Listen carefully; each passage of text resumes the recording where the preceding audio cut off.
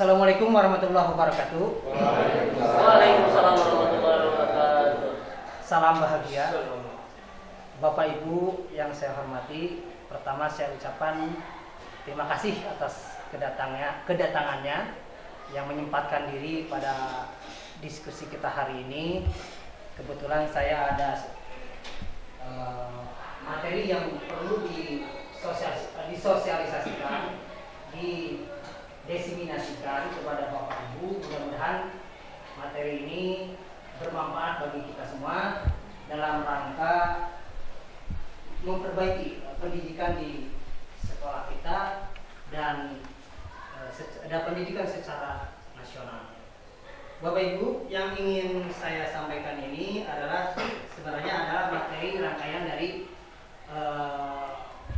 modul tentang budaya disiplin dalam program guru penggerak. Saya kira ini adalah materi yang sangat penting sekali bagi kita semua untuk dipahami konsepnya, dan mudah-mudahan bisa diaplikasikan dalam kegiatan Bapak Ibu sehari-hari dalam mendidik murid-murid kita. Baiklah Bapak Ibu, ini adalah bagian dari modul 1.4 budaya positif ya. Ini saya ambil dari materi ini diambil dari pengembang dari modul ini ya. Bapak Ibu bisa saksikan sendiri pengembangnya.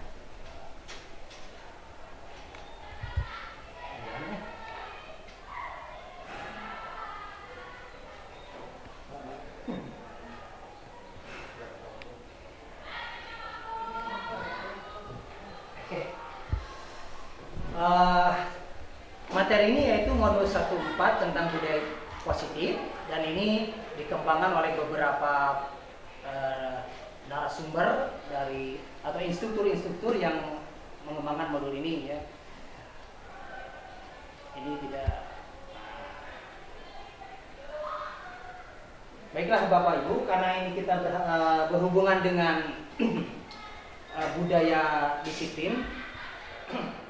Sebelum kita mulai ke materi utama Bapak Ibu, ada beberapa pertanyaan pemantik yang mudah-mudahan Bapak Ibu bisa jawab ya, bisa dalam hati atau mungkin ada yang mau menyampaikan secara lisan, dipersilahkan ya. Yang pertama, hukuman dapat mendisiplinkan anak. Ini bagaimana menurut Bapak Ibu ya? Pertama, hukuman dapat mendisiplinkan anak. Yang kedua, pemberian hukuman dengan hal positif seperti membaca atau membersihkan halaman sekolah dapat meningkatkan disiplin anak. Yang ketiga, memberi penghargaan dapat meningkatkan motivasi belajar anak. Ini silakan Bapak Ibu renungkan bagaimana menurut Bapak Ibu tentang pertanyaan pemantik ini. Boleh menggunakan satu orang perwakilan, dipersilakan. Silakan Bapak. Menurut saya untuk pertanyaan pemantik ini, yang pertama, hukuman itu tidak terlalu berpengaruh dalam mendisiplinkan anak yang sifatnya punishment, tidak berpengaruh secara jangka panjang. Kalau jangka pendek mungkin karena takut ketika ada guru atau kesiswaan anak bisa nurut, tapi tidak untuk jangka panjang. Kemudian untuk kedua juga cenderung ini kepada jangka pendek saja, hanya insidental saja. Waktu tertentu anak bisa didisiplinkan, meskipun bentuknya yang kita anggap melakukan hal-hal positif seperti membersihkan WC, bersih-bersih halaman. Kemudian yang ketiga juga memberikan reward atau penghargaan dapat meningkatkan motivasi belajar siswa. Ini berpengaruh tapi tidak terlalu signifikan. Ini ketiganya menurut saya ini hanya jangka pendek saja. Terima kasih pada Bapak Rahman yang telah menyampaikan refleksinya tentang pertanyaan pemantik ini ya. Kita cukup satu orang aja dulu ya. Oh, ada satu orang lagi Pak. Kalau saya Pak, hukuman dapat mendisiplinkan anak, saya setuju Pak. Walaupun tadi mengatakan yang pendek, kan kita di sekolah itu programnya 3 tahun, tidak berbicara jangka panjang beberapa tahun. Yang penting sekolah bagaimana situasinya kondusif. Dalam artian hukumannya itu bukan hukuman seperti yang kita bayangkan gitu. Yang kita bayangkan hukuman teh. Hukuman di sini ya hukuman yang wajar-wajar saja. Saya rasa ini pertanyaan pemantik ini boleh dimasukkan. Kalau pendapat saya, karena kalau tidak ada hukuman, siswa itu tidak akan takut. Tidak akan takut. Misalnya berbicara untuk jangka panjang misalnya, kan kita bicara bagaimana ketika KBM anak itu bisa menuju ke KBM, tapi hukumannya itu hukuman sewajarnya, bukan melampaui apa yang telah digariskan misalnya dengan aturan di sekolah. Itu saja. Kalau saya ini setuju. Ya, berarti kita sudah mendapatkan dua jawaban yang berbeda ya, berkontradiktif ya. Baiklah, ini hanya pertanyaan pemantik yang akan mungkin kita akan coba terapkan atau kita sesuaikan, kita cocokkan dengan konsep-konsep yang akan kita pelajari, yang akan kita bahas ini.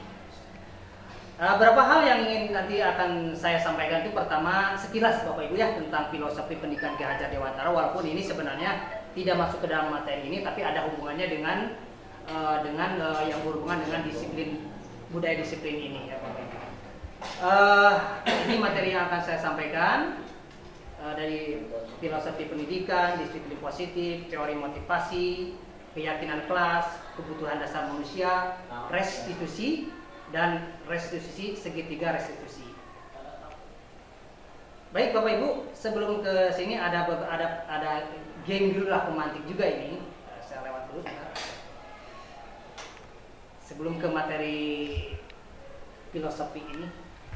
Nah, ini perubahan paradigma Bapak Ibu ya. Jadi tentang perubahan paradigma. Permainannya seperti ini. Ini bisa perwakilan saja atau mau semuanya mangga gitu. Permainannya antara si A dan si B ya.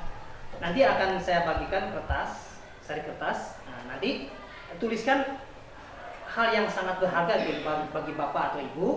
Kemudian kertas ini nanti diletakkan di tangan, tuh. Kemudian pegang ya. Nanti teman di sampingnya mencoba dengan berbagai hal, bisa membujuk, mengancam, menghardik, merayu, menyuap, apa saja, sehingga teman di sampingnya ini bisa membuka tulisan yang berharga ini gitu. Bisa dipahami Bapak Ibu? Ya. Ini silakan jadi berdampingan ya. Ini bisa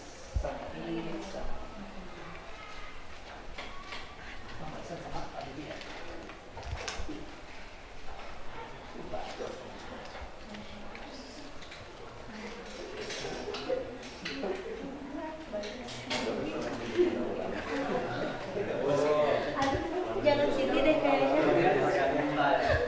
Jangan Siti deh kayaknya.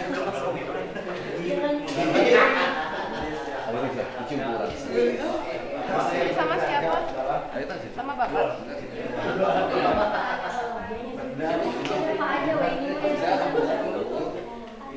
Silakan Bapak Ibu dituliskan apa yang berharga menurut Bapak Ibu. Ini tuliskan, kemudian genggam, kemudian teman yang sampingnya nanti bisa membujuk, bisa mengancam, bisa menghadik, silakan, atau memberikan hadiah supaya bisa membuka barang berharga. Bisa bisa 5 menit ya, 5 menit aja, 5 menit aja, 5 menit.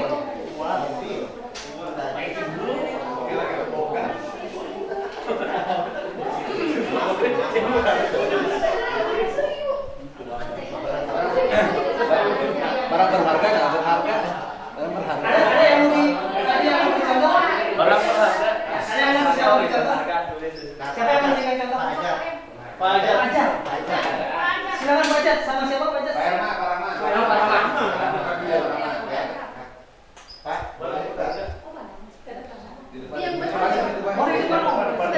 Oh di depan. Ah, di sana juga. Di depan dong. Iya.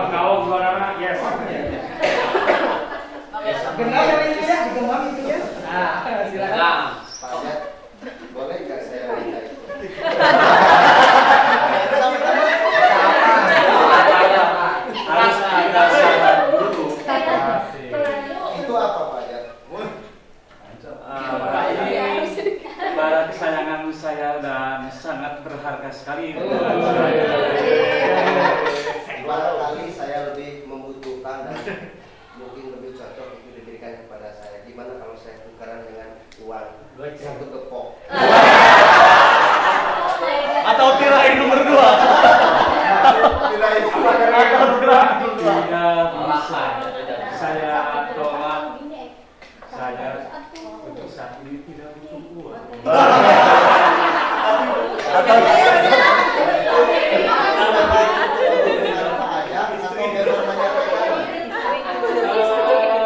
Betul sekali kebenaran saya, tapi pada dasarnya ini untuk kebutuhan kita semuanya.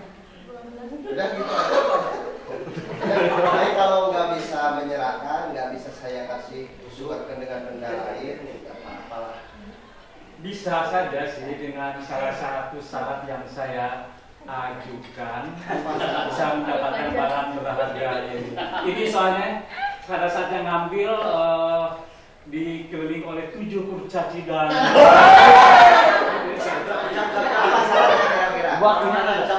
syaratnya harus 21 kilometer. Artinya apa itu? Untuk saat ini saya tidak sanggup untuk lari 21 km. Dengan budget langsung saya turunkan jadi 10 kilo.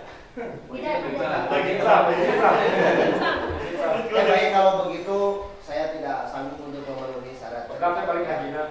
Oke, kalau Terima kasih Pak Ajat. Mungkin lain kali Pak Ajat bisa memberikan kepada orang lain atau saya yang begitu. sebenarnya ini sangat sayang sekali ya, cuman saya tidak bisa untuk mendapatkan ini, tetapi saya akan berbaik hati saat ini. Saya akan memberikan ini untuk Anda.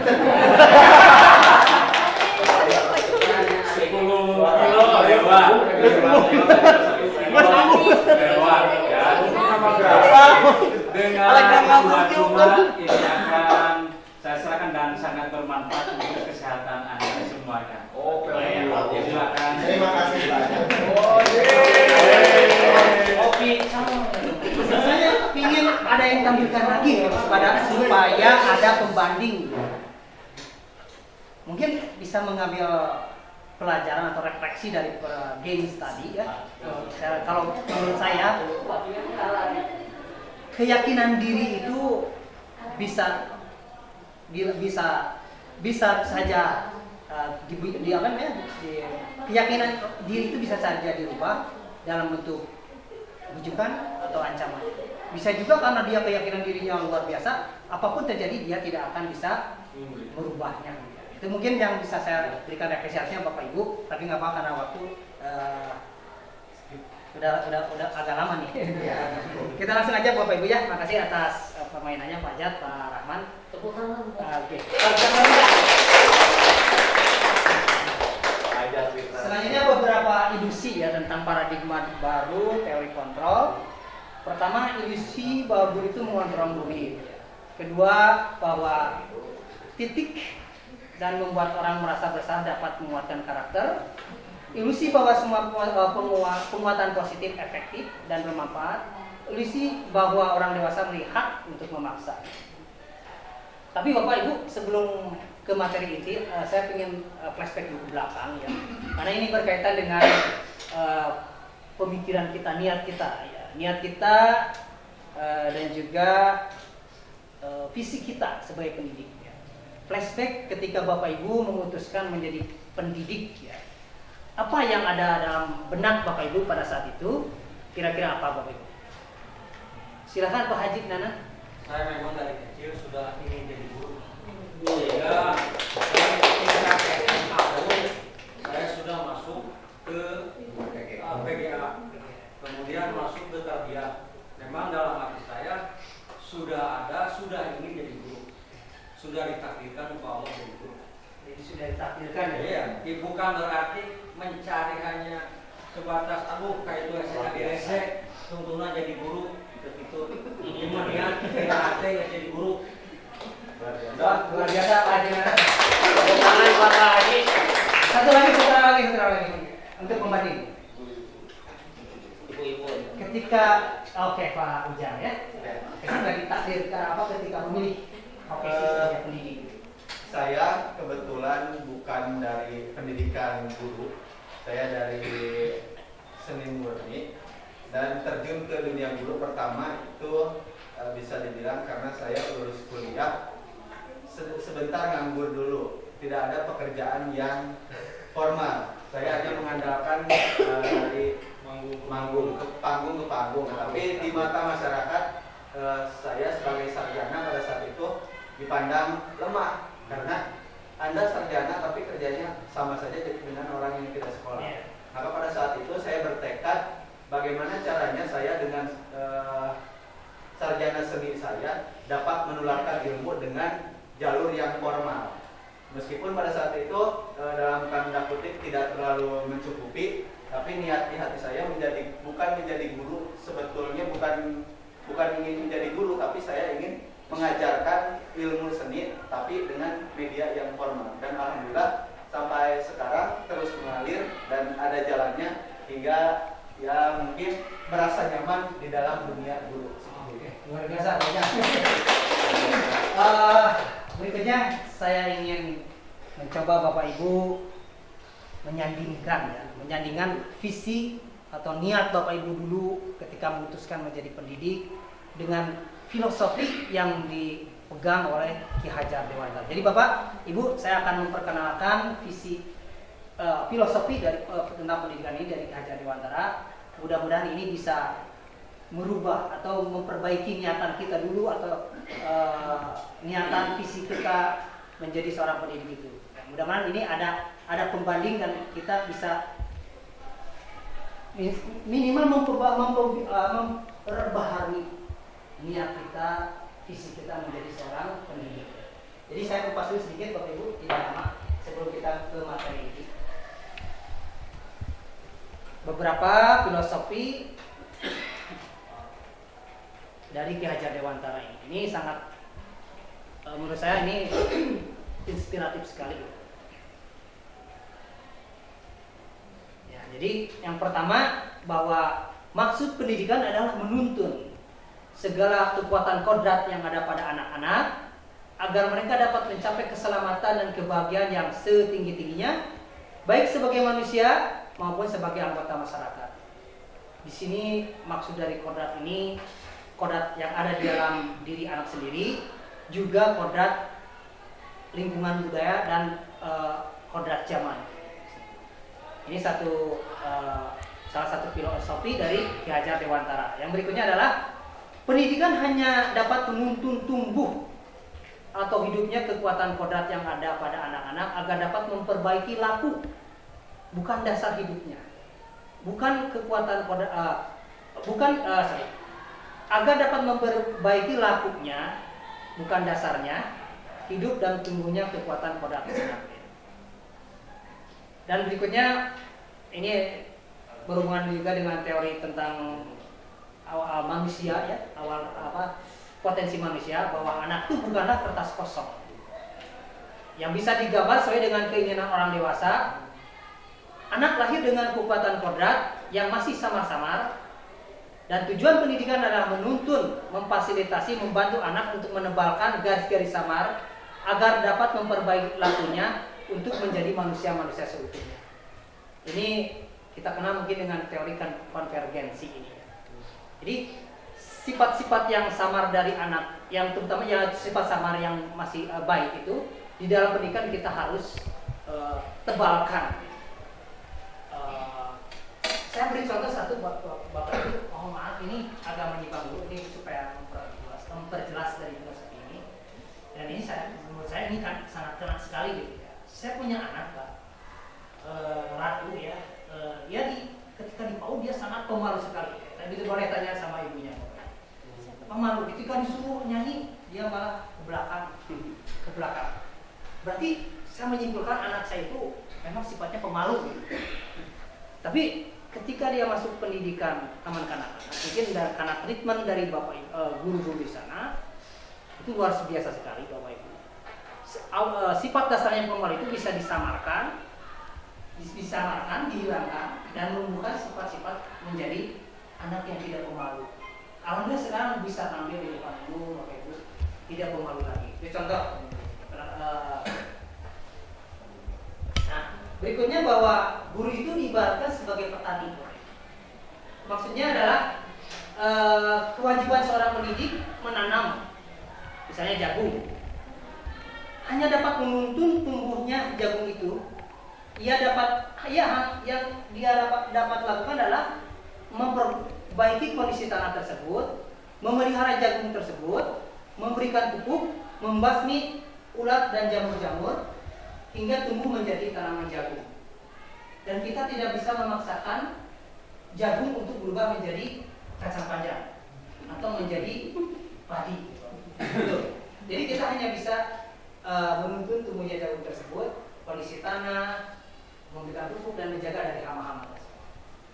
Ini ada ini 3 semboyan atau 3 filosofi yang sering kita dengar dari Ki Hajar Dewantara, yaitu tinggal sourcing bodoh. Jadi teladan imajo mamungkasa, berikan karya. Dan di akhir adalah kita harus mendorong dari belakang budi kita. Ini tentang konsep merdeka ya. Ini sudah kita dengar, lewat saja. Nah ini berikutnya ada hal yang mungkin, tapi ini mohon dipahami secara mendalam Bapak Ibu. Ini diparafrasekan oleh Rektor Universitas Gadjah Mada, ya, dari filosofi Ki Hajar Dewantara. Beliau mengatakan bebas dari segala ikatan, dengan suci hati mendekati sang anak, bukan untuk meminta suatu hak, melainkan untuk berhamba pada sang anak. Mohon maaf Bapak Ibu, ini berhambanya dalam tanda kutip ya, berhamba pada sang anak. Berikutnya kemudian oleh Bapak Iwan Tahril, Dirjen KTK kita, direfleksikan. Pokoknya pendidikan harus terletak dalam pangkuan ibu bapak. Karena hanya 2 orang inilah yang dapat berhamba pada sang anak dengan semurni-murninya dan seikhlas-ikhlasnya. Sebab cinta kasihnya kepada anak-anak boleh dibilang cinta kasih tak terbatas. Ini refleksi dari filosofi salah satu filosofi pendidikan dari Ki Hajar Dewantara. Kalau saya merefleksikan seperti ini Bapak Ibu, ini juga bahan renungan saya, ternyata ya kalau kita memang menjadi seorang pendidik yang sejati, ya kita harus menjadikan betul-betul bapak atau ibu dari anak-anak didik kita di kelas. Tuntutannya adalah keikhlasan, kesabaran Bapak Ibu dalam mendidik anak-anak didik kita. Ini yang bisa saya refleksikan dari filosofi Ki Hajar Dewantara tentang penghambaan ini. Mohon maaf, penghambaan di sini bukan berarti menyembah ya Bapak Ibu ya. Memberikan yang terbaik bagi anak. Bukan berarti kita memberikan segala sesuatu, kalau yang membahayakan harus kita tolak. Karena tadi juga kan selain memelihara, memberi pupuk, juga membasmi dari jamur dan hama. Seperti itu Bapak Ibu. Ini relevansinya dengan konsep pendidikan saat ini. Saya bacakan satu aja Bapak Ibu, ada 2, tapi yang ini karena sangat pentingnya. Relevansinya dengan konteks pendidikan saat ini, sedangkan hubungan dengan konteks pendidikan di sekolah pendidikan harus mampu menuntun peserta didik menguatkan kodrat sesuai dengan kodrat alam dan zaman. Kodrat zaman dihubungkan dengan perkembangan zaman saat ini, yaitu keterampilan abad ke-21. Keterampilan ini yang harus diperkenalkan kepada peserta didik dengan pengajaran dan tuntunan. Sedangkan kodrat alam dimaknai sebagai berupa konteks lokal sosial budaya peserta didik berada. Konteks sosial budaya peserta didik berada. Kesimpulannya, perubahan zaman di bidang pendidikan wajib pendidik ikuti, namun tidak sampai meninggalkan kearifan lokal peserta didik berada. Itu refleksi dari saya tentang hubungan dari konsep pemikiran Ki Hajar Dewantara dengan pendidikan saat ini. Salah satunya. Nah berikutnya kita masuk ke materi utama. Tadi udah ada game SBK dulu ya tentang kepalan tangan ini. Selanjutnya, ini akan tadi saya luar biasa Pak Rahman itu kayaknya Pak Rahman udah mengenal tentang teori ini tentang teori kontrol ini ya. Perubahan paradigma tentang awalnya kita ini berada pada posisi stimulus respon ya. Stimulus respon itu sama yang ya kita lakukan dalam keadaan kita saat ini. Ketika anak melanggar, kita hukum gitu, stimulus respon. Nah, dan akan kita bandingkan dengan teori kontrol. Siapa semuanya yang memiliki kontrol tersebut? Menurut stimulus respon, yang memiliki kontrol kita sendiri yang memiliki kontrol, dan kita kita mencoba mengubah orang agar berpandangan sama dengan kita ini menurut stimulus respon ya. Stimulus respon itu yang sekarang kebanyakan kita terapkan gitu. Yang kedua, perilaku buruk dilihat sebagai suatu kesalahan. Yang ketiga, orang lain bisa mengontrol saya. Keempat, saya bisa mengontrol orang lain. Kelima, pemaksaan ada pada saat bujukan gagal, seperti yang dilakukan tadi Pak Rahman ya, dibujuk tapi Pak Ajat luar biasa, punya keyakinan luar biasa, tapi dengan kemurahan hatinya Pak Ajat memberikan barang itu. Apa itu yang menyebabkan itu? Nanti kita akan bahas ya. Model berpikirnya kalah dan menang.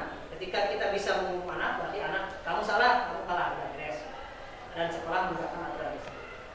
Kemudian teori yang akan kita perkenalkan ini adalah tentang teori kontrol. Di sini kadang kita berusaha memahami pandangan orang lain tentang dunia. Ini teori kita berusaha memahami pandangan orang lain tentang dunia. Kedua, semua perilaku memiliki tujuan. Ketiga, hanya Anda yang bisa mengontrol diri Anda. Seperti tadi Pak Ajat, akhirnya dia dengan kesadaran diri, keyakinan dirinya, dia melepaskan apa yang dianggap berharga bagi dia. Kolaborasi dan konsensus menciptakan pilihan-pilihan baru, dan model berpikir adalah win-win solution, menang-menang. Teori kontrol ini Bapak Ibu digulirkan oleh seorang ahli psikologi, yaitu William Glasser. Jadi ini bagan yang akan kita bahas secara ini bagan ringkasan dari yang akan kita bahas ini. Yang pertama tentang makna disiplin, kemudian teori motivasi, kemudian ada 5 posisi kontrol, dan kelima tentang kebutuhan dasar. Kita akan bahas tadi satu persatu. Ini bagian dari ringkasan dari teori kontrol ini. Nah, ternyata yang dimaksud dengan disiplin itu awalnya belajar, namun terjadi perubahan perubahan makna. Disiplin dimaknakan sesuatu yang dilakukan seseorang pada orang lain untuk mendapatkan kepatuhan, ya, seperti yang kita maknai sekarang ini.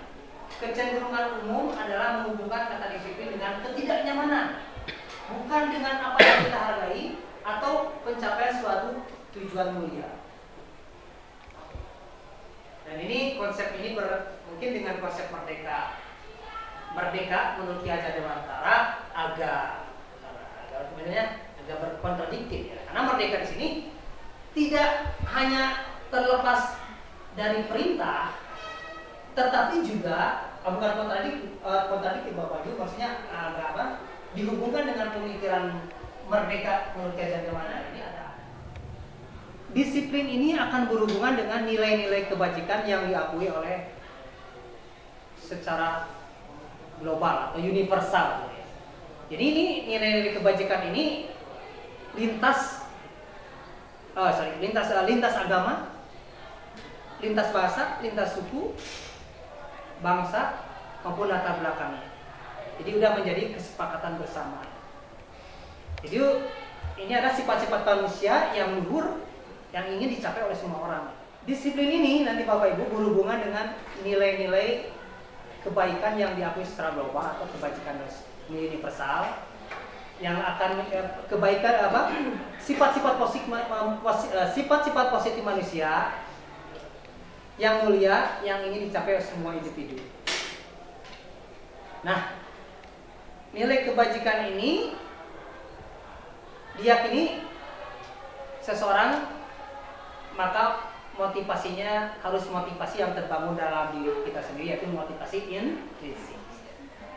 Dan nilai-nilai kebajikan ini kalau dalam kurikulum Merdeka diperkenalkan dalam nilai-nilai kebajikan yang ada dalam profil pelajar Pancasila, yaitu beriman, bertakwa kepada Tuhan Yang Maha Esa, dan berakhlak mulia, mandiri, bernalar kritis, berkebinekaan global, bergotong royong, dan kreatif. Inilah kebajikan yang ada di dalam topik pelajaran Pancasila, yang ini bisa katakan kebajikan yang universal.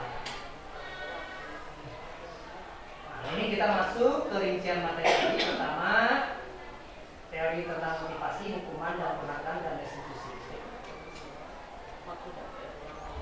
Jadi, Bapak Ibu, ketika kita melakukan sesuatu, itu pasti mempunyai motivasi.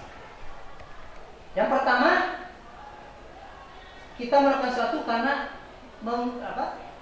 menghindari ketidaknyamanan atau takut mendapat hukuman. Apa yang akan terjadi apabila saya tidak melakukannya? Nah, ini salah yang disebut dengan ini datangnya dari luar, masuk ke dalam motivasi eksternal.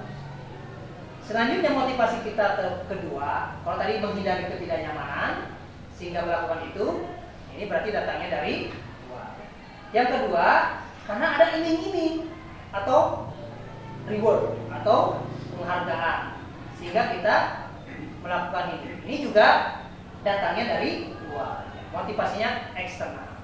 Nah, ini yang ketiga, ini adalah kita melakukan sesuatu karena kita memang menghargai diri kita sendiri. Saya ingin menjadi seperti orang ini. Saya akan menjadi orang seperti ini apabila saya melakukannya. Jadi ini datangnya dari internal diri kita sendiri. Atau disebut juga motivasi intrinsik. Inilah yang menjadi tujuan disiplin positif ini. Jadi betul-betul datangnya dari diri kita sendiri, dan niatnya ingin menghargai diri kita sendiri. Ini sebenarnya ini tidak hanya untuk murid, tapi untuk kita sendiri. Selanjutnya restitusi. Apa itu restitusi?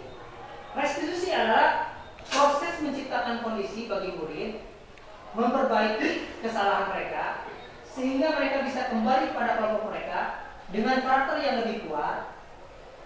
Restitusi juga merupakan proses kolaboratif yang mengajarkan murid untuk mencari solusi untuk masalah mereka dan membantu murid berpikir tentang orang seperti apa yang mereka ingin menjadi atau tujuan mulianya dan bagaimana mereka harus memperlakukan orang lain. Ini dari Gosen tahun 2004. Nah, ini ciri-ciri restitusi itu adalah bukan untuk menembus kesalahan, tapi belajar dari kesalahan. Bukan menembus kesalahan, tapi belajar dari kesalahan. Memperbaiki hubungan. Tawaran bukan paksaan. Restitusi menuntun untuk melihat ke dalam diri. Restitusi mencari kebutuhan dasar yang mendasari tindakan. Restitusi diri adalah cara yang paling baik. Restitusi fokus pada karakter bukan tindakan. Restitusi fokus pada solusi. Restitusi mengembalikan murid yang berbuat salah pada kelompoknya. Jadi Bapak Ibu, inilah ciri-ciri restitusi ya.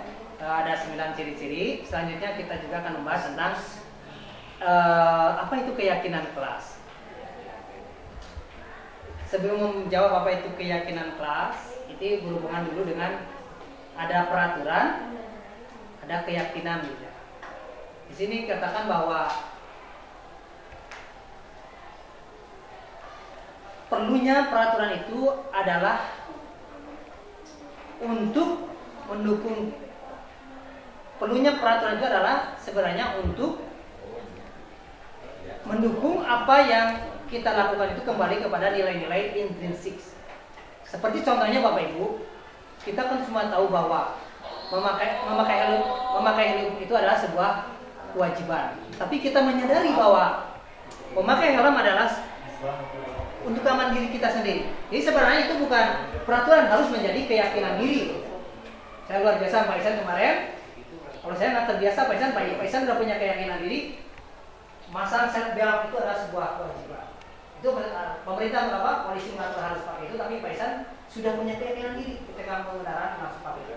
Alhamdulillah saya sudah terpandang sering kasih gitu. Setiap mulai nyetir sudah menjadi keyakinan diri. Termasuk juga kemarin kita wajib memakai masker. Itu aturan. Tapi sebenarnya itu adalah harus menjadi keyakinan diri bahwa masker itu adalah untuk mengamankan diri kita dari orang lain. Jadi untuk mendukung motivasi intrinsik ini atau keyakinan kita ini dibuatlah serangkaian peraturan karena manfaatnya kembali kepada kita. Nah, hubungannya dengan keyakinan kelas seperti ini Bapak Ibu. Jadi awalnya adalah hubungannya antara budaya positif dengan peraturan kelas itu adalah awalnya peraturan kelas karena sedang menjadi budaya, karena sedang menjadi keyakinan kelas, ini akan menjadi sebuah lingkungan positif dan setelah menjadi lingkungan positif akan menjadi budaya positif. Insya Allah kita berusaha terus semuanya ya, kita tentang aturan-aturan yang kita gini sehingga apa yang dilakukan oleh guru kita ke depannya bukan lagi takut pada aturan, ketidaknyamanan, motivasi eksternal, tapi sudah menjadi motivasi intrinsik atau motivasi internal atau keyakinan diri dalam rangka menghargainya diri sendiri. Gitu ya. Nah ini contoh-contoh kesepakatan kelas Bapak Ibu yang ditampilkan berikut ini. Ini ada kalimatnya kalimat positif ya Bapak Ibu. Kami guru dan murid yang saling menyayangi. Ya. Awas nih, salah menyayangi jangan salah tafsirkan. Kami murid yang sama semangat belajar. Kami murid yang peduli dengan teman-teman. Ya. Nah, ini contoh. Alhamdulillah, saya baru mencoba membuat kesepakatan kelas di IPA 5 karena hari Senin. Dan karena beberapa kalau hari Senin itu kadang-kadang anak bergerumbul di belakang berkumpul bergerombol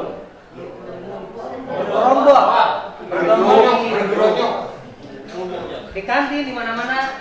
Ini saya mencari anak untuk gimana nih untuk memecahkan masalah ini. Saya coba anak untuk diajak dilibatkan dalam pembuatan peraturan tersebut. Ini contohnya Bapak Ibu.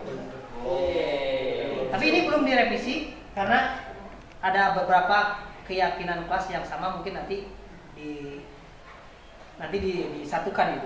Ini baru masih mentah. Ini baru saya lakukan di 12 IPA 5. Yang lainnya belum karena grup P5 kegiatan P5. Ini contohnya Bapak. Berikutnya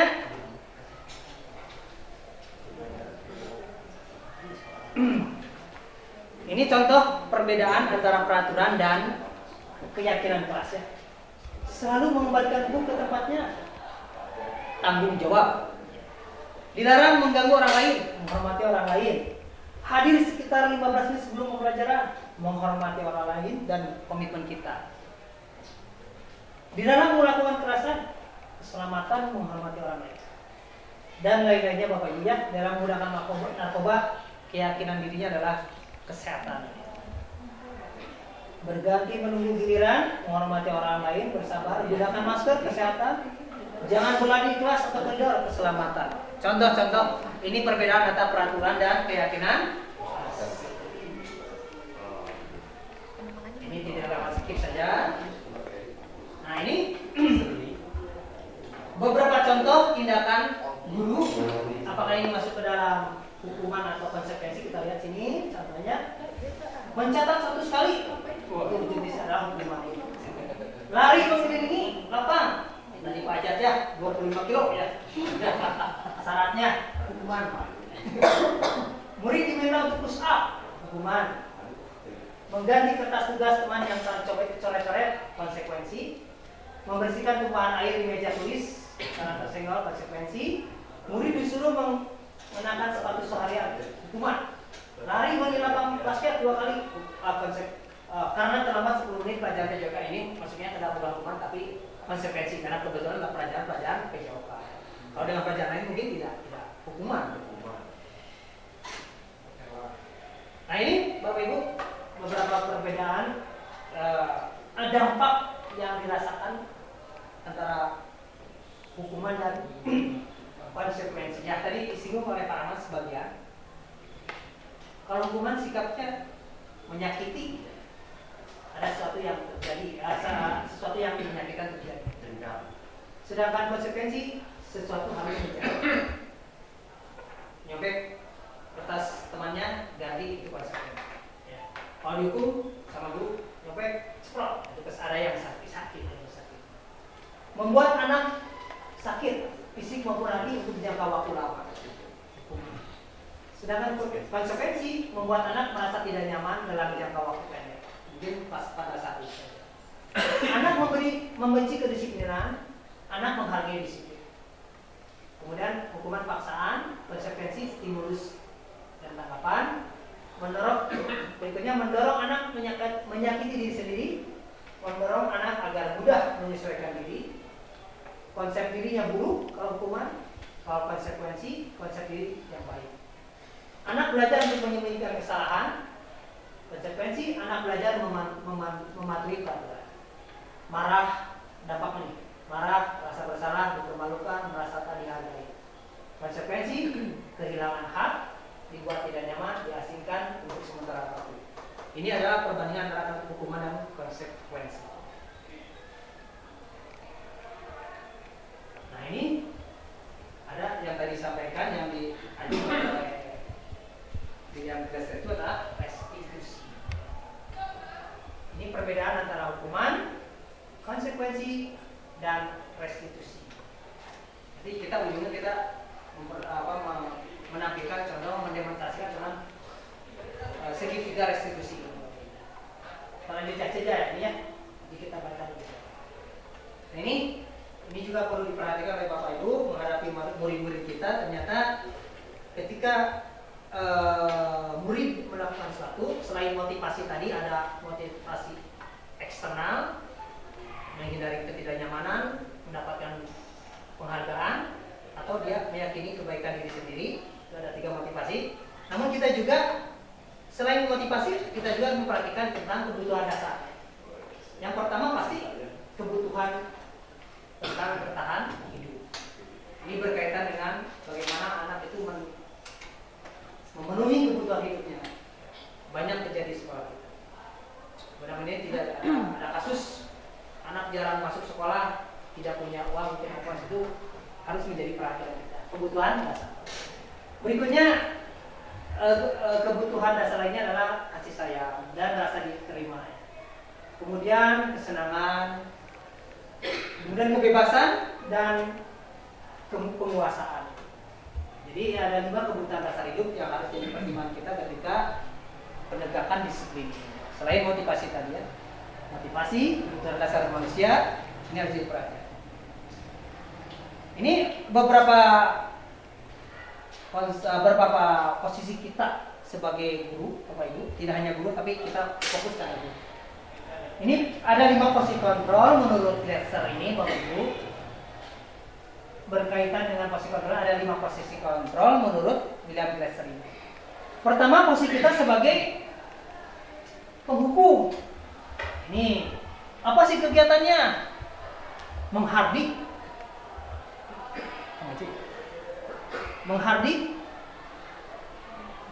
Kalau perkataan, kalau kamu tidak melakukannya, awas, rasakan. Hasilnya, siswa memberontak, menyalahkan orang lain. Ini saya lewat dulu ya, skip dulu. Murid berkata, biarin saja, nanti juga marah-marah lagi. Dampaknya, tadi Pak Rahman menyinggung sedikit ya, mengulangi kesalahan. Ini teori kontrol penghukum. Selanjutnya, teori kontrol berikutnya adalah membuat orang merasa bersalah. Guru berbuat berceramah dan mengatakan seharusnya ibu kecewa. Itu perbuatan guru yang berhubungan dengan teori kontrol sebagai membuat orang bersalah. Perkataan Bapak Ibu guru seperti apa? Contoh, kamu sudah tahu ibu lelah sekali, mengatakannya. Ibu stres. Ini adalah posisi Bapak Ibu sebagai membuat orang lain merasa bersalah. Murid kita merasa bersalah. Hasilnya menyembunyikan atau menyangkal atau berbohong. murid berkata nanti maafkan saya Bu. Dampaknya karena merasa disalahkan, dia akan merasa rendah. Selanjutnya posisi kontrol kita sebagai teman. Ini dalam manajemen posisi kontrol ini kadang-kadang kita lakukan sebagai teman. Guru membuatkan alasan-alasan untuk muridnya. Guru berkata, ayolah lakukan ini demi anak, ayolah lakukan ini demi ibu, demi bapak. Masa kamu tidak mau? Ingat, tidak, ibu pernah bantu. Hasilnya nanti ketergantungan. Mungkin anak ini baiknya hanya untuk bapak ibu tertentu. Berikutnya murid berkata, saya pikir bapak ibu teman. Saya pikir bapak ibu teman, ternyata bapak ibu. Ketika dia menemukan kekecewaan. Dampaknya adalah lemah, tidak mandiri dan terganggu. Nah, berikutnya adalah posisi kita sebagai pemantau bapak ibu. Apa yang action guru? Pertama, menghitung dan mengukur, maksudnya memantau terus gitu ya. Memantau terus. Guru berkata, apa peraturannya? Nah, ini berhubungan dengan posisi, respon, dan stimulus. Apa peraturannya? Yang sering yang dominan kita lakukan saat ini.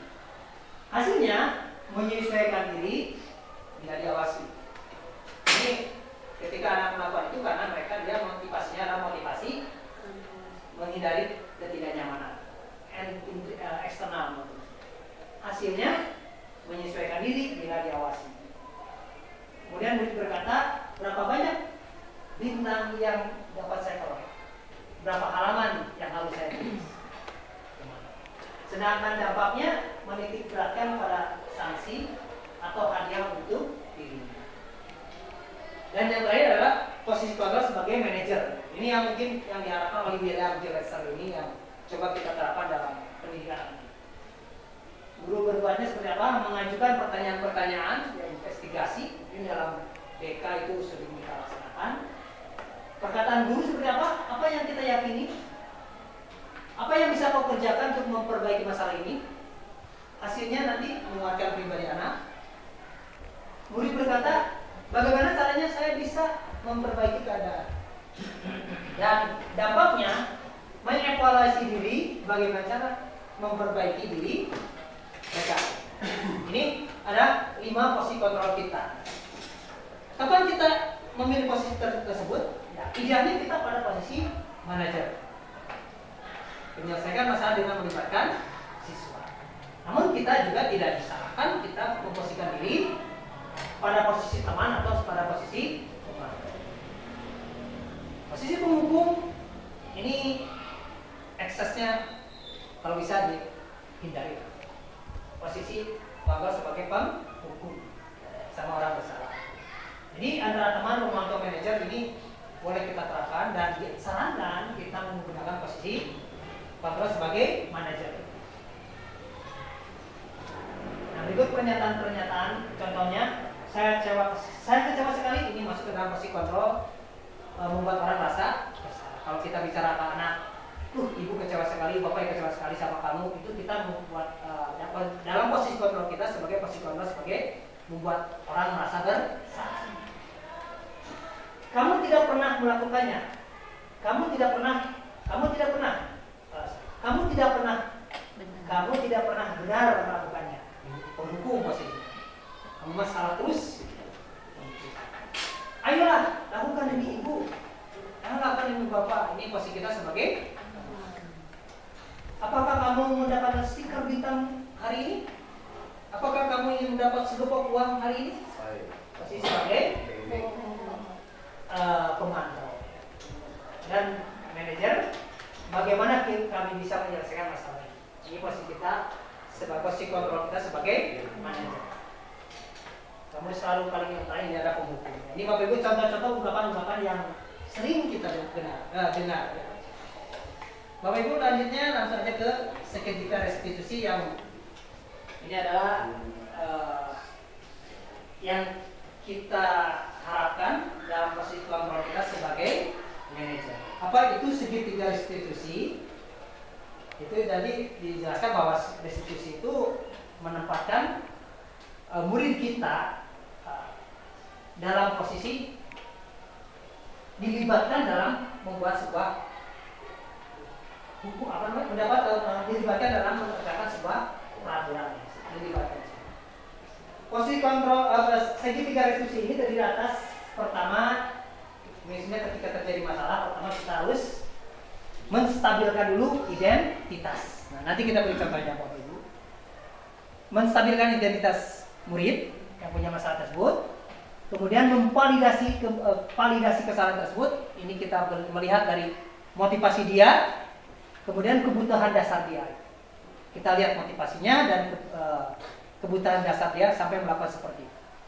Kemudian baru ketiga adalah menanyakan keyakinan diri atau keyakinan yang disepakati bersama itu. Dan akhirnya menggiring mereka untuk menyelesaikan oleh dia sendiri permasalahan tersebut berdasarkan keyakinan dia sendiri. Dasarnya adalah kebajikan-kebajikan universal. Ya. Kita lihat. Nah, ini contoh-contoh perkataan, ungkapan untuk menstabilkan identitas ketika kita menghadapi murid yang melanggar disiplin. Berbuat salah itu hal yang manusiawi. Tidak ada manusia yang sempurna. Bapak Ibu juga buat salah. Kita pasti menyelesaikan permasalahan ini. Bapak Ibu tidak tertarik untuk mencari tahu siapa yang benar, siapa yang salah. Bapak Ibu lebih tertarik untuk menyelesaikan masalah ini. Kalau kamu menyalahkan dirimu sendiri terus menerus, apakah kamu bersikap baik pada dirimu sendiri? Ini contoh ungkapan-ungkapan untuk menstabilkan anak yang sedang ada masalah. Selanjutnya, validasi kebutuhan, validasi kesalahan diri mereka. Guru berkata, kamu bisa saja kan melakukan hal yang buruk, tapi kamu tidak melakukannya. Ini untuk validasi kesalahan.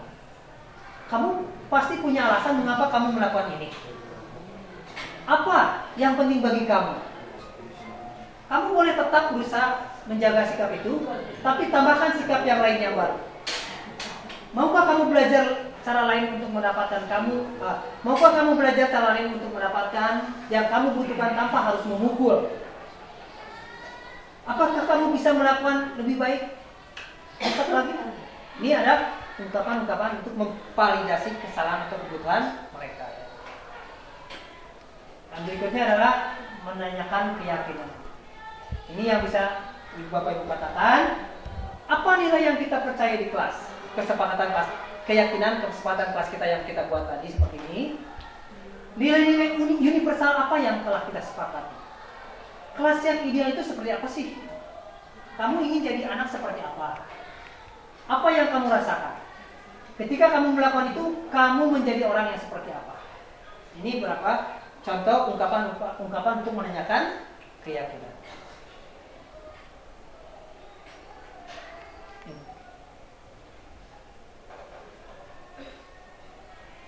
Nah, ini adalah contoh-contoh ungkapan untuk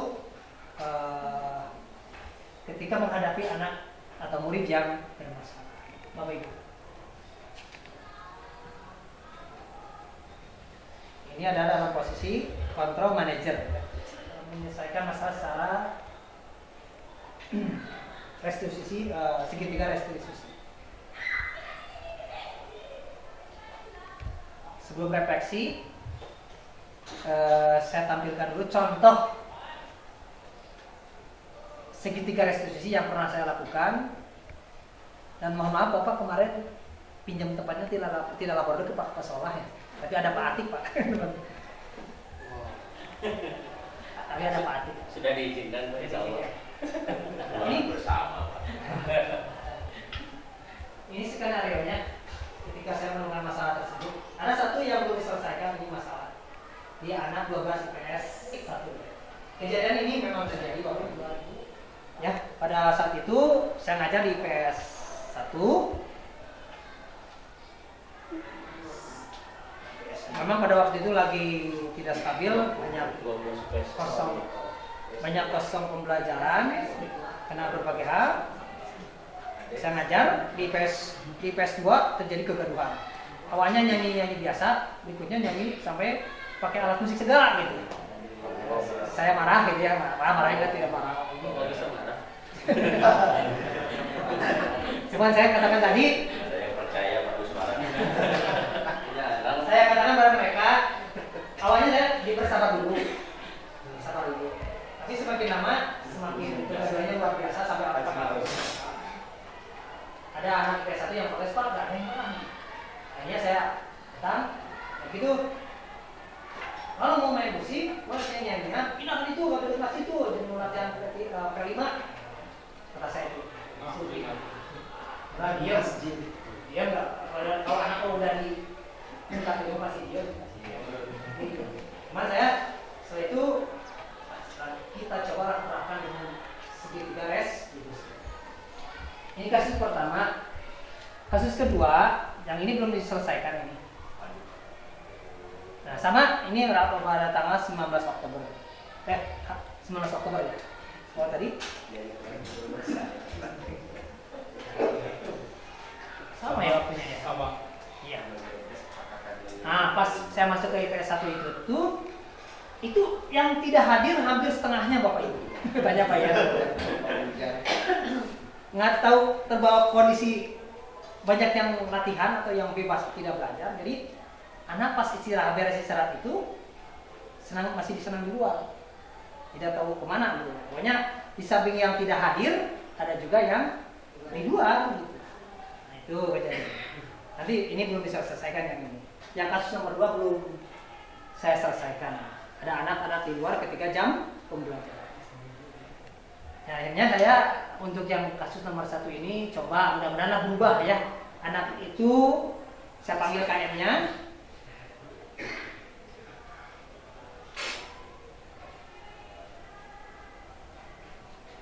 Saya memanggil KM-nya. Saya coba selesaikan ini, mudah-mudahan anak-anak itu berubah semuanya dengan ke arah yang lebih baik. Silakan masuk. Ini Abrori ya, KM 12 ATS 2. Abrori.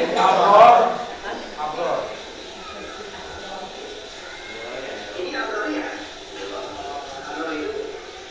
KM kelas 12 IPS 2 ya.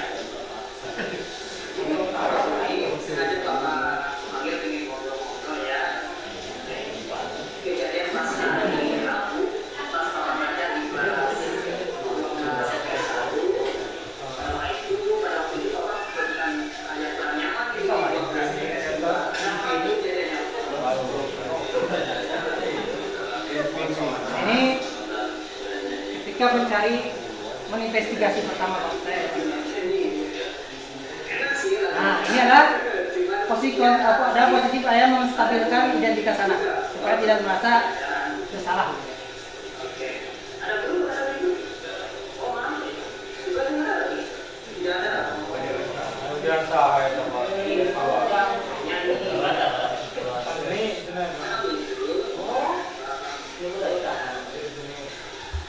Sebenarnya mungkin proses saja. Abrori bisa melakukan hal-hal yang jelek dari itu ya sebenarnya. Ini adalah validasi kebutuhan, kesalahan. Tapi boleh nggak bukan dulu apa sih alasannya? Sehingga Abrori ingin kegaduhan apa?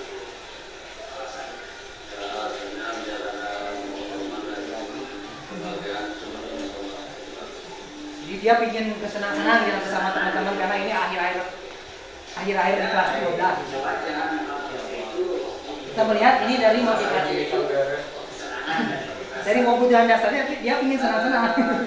Tapi Abrori paham bahwa kita punya kesepakatan sekolah kelas tentang menjaga kondisi kelas supaya nyaman, tidak gaduh. Ini saya menanyakan keyakinannya. Lalu Walaupun dengan kelas dia belum ada pembuatan kesepakatan kelas, tapi kondisi kelas apa sih saya yang bawa ke peraturan sekolah. Gitu. Abrori dan teman-teman ciptakan ke depannya gitu.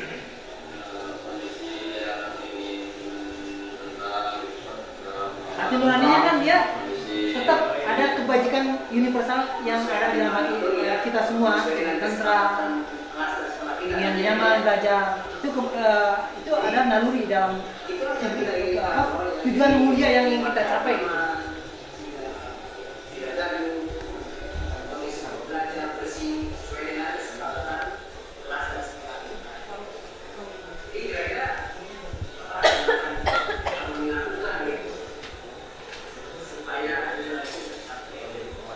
Ini adalah menawarkan penyelesaian dalam bentuk restitusi seperti itu.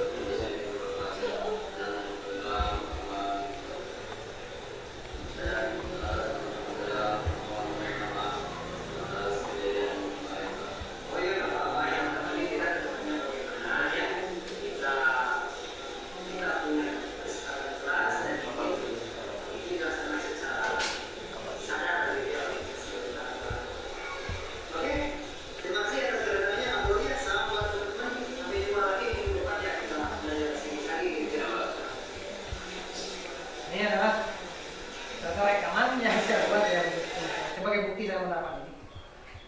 Nah, ini tanggapan beliau, tanggapan Abrori tentang pas jam pelajaran, pas di dalam kelas. Tanggapannya.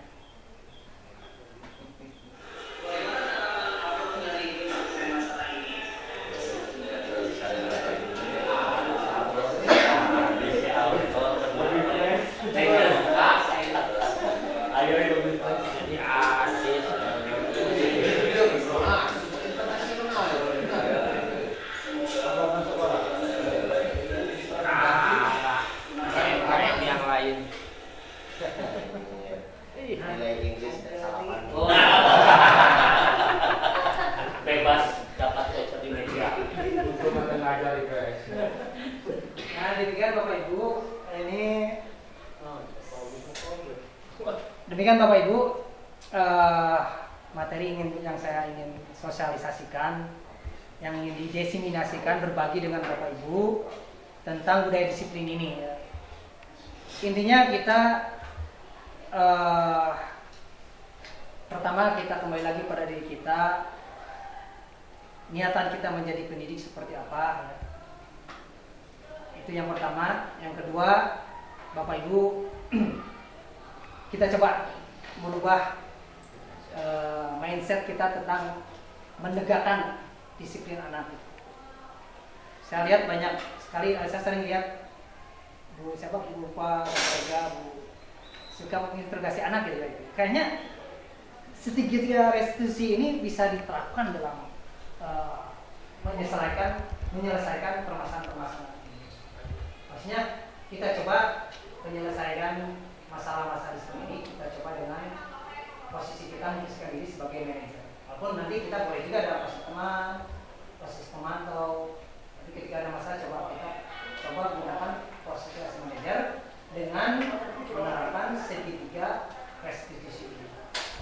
Itu yang bisa saya sampaikan. Tapi belum sorry. Ini dulu refleksi dulu dari Bapak Ibu.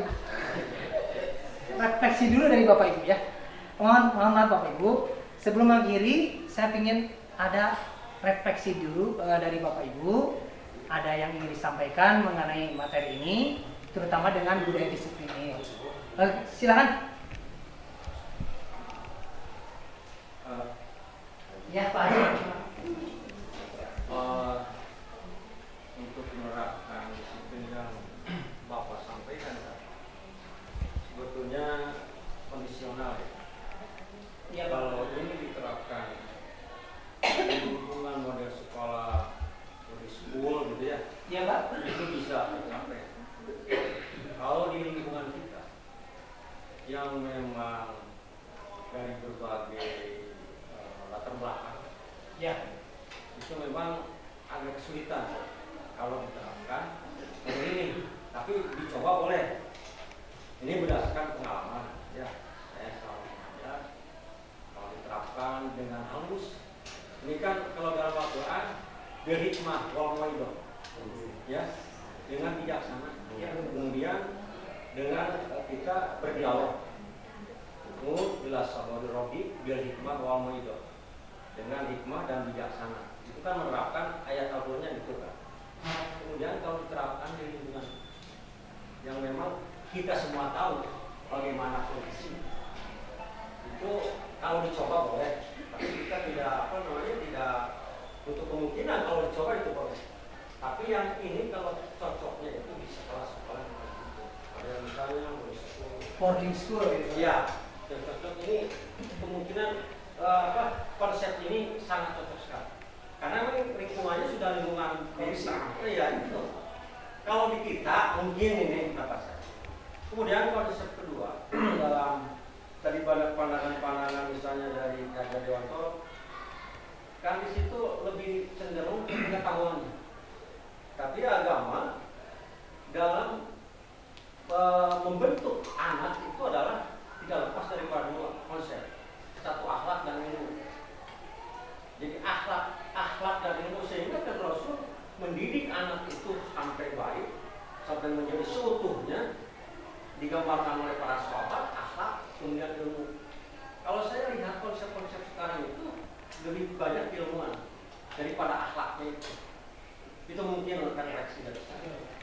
Terima kasih. Terima kasih Pak Haji ya atas refleksinya. Mengenai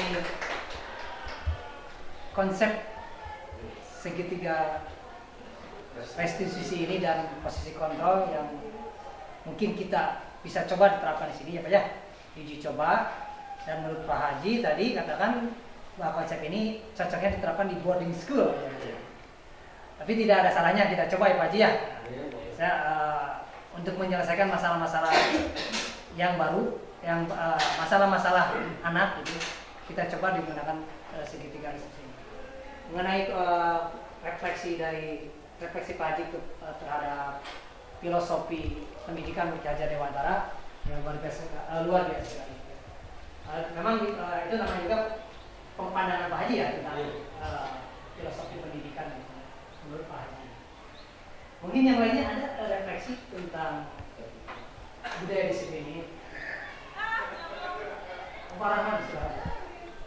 Sedikit dari hasil pemaparan Bapak tadi, saya bisa merefleksikan bahwa kalau menurut saya pribadi, membentuk budaya positif itu dengan menggunakan teknik segitiga restitusi tadi untuk kondisi saat ini di sekolah kita, kalau menurut saya pribadi itu cukup sangat cocok Bapak. Dan ini perlu dikuasai oleh bagian ujung tombak kesiswaan, yang terutama lagi untuk guru-guru ketika dalam menangani kasus siswa itu jangan sampai menjatuhkan mental anak, menimbulkan dampak sakit hati berkepanjangan. Justru kita harus membangkitkan motivasi anak supaya menyadari kesalahannya dan memilih jalan mana yang terbaik yang harus dia tempuh. Itu jadi intinya untuk materi kali ini saya rasa tidak perlu untuk kesiswaan secara khusus. Semua guru perlu memahami teknik-teknik seperti ini dalam rangka menegakkan kedisiplinan dengan pendekatan restitusi ini kepada siswa. Ya.